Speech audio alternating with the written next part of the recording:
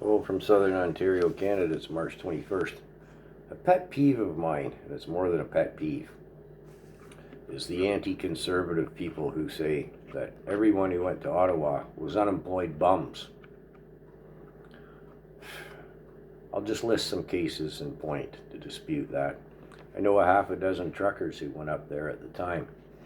2-1, they all own their own truck, they all own their own homes, they're all raising a family. If you think about it, they go up for 3-5 days perhaps.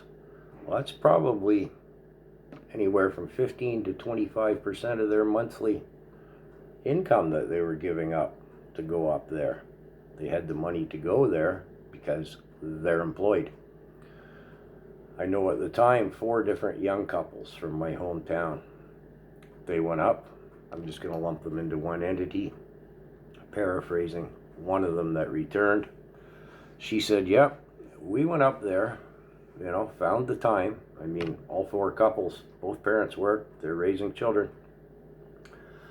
Dip into their savings to go up there to see the reality. Again, I'm paraphrasing. The one young lady who returned, she said, Uncle Carl, we went up there because the TV was showing us one thing, social media was showing us another. I said, the takeaway? I'm never going to trust the news ever again. The Freedom Convoy did that much, at least, for the country. It woke a lot of people up to the fact that the mainstream media is bought and paid for propaganda department of the government. Let's look at a little further who didn't go. The deadbeats of society, which the anti-conservatives think the freedomers are.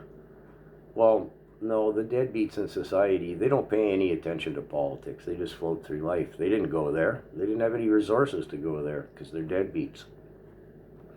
How about the people who were I'm going to say laid off or their business is struggling? Well, 2 separate points. Those who got laid off due to the mandates, what's unemployment insurance play? Or it's employment insurance now, whatever. 55-60% of your wages? They couldn't afford to go unless they were to dip into their savings. Yeah. How about the struggling hair salon owner, restaurateur, somebody who owns a small pub, etc.? They didn't have the resources to go. They might have wanted to, but they're struggling to keep their heads above water with the ridiculous mandates at the time. There were almost 1.5 million people who cycled through Ottawa. They were not all there at one time. The mainstream media and the government suppressed that information and still do.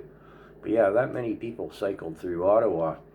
And I'd say by far and away the majority of them were employed or retired or veterans. And we saw a lot of different ethnicities there. Did I pronounce that word right?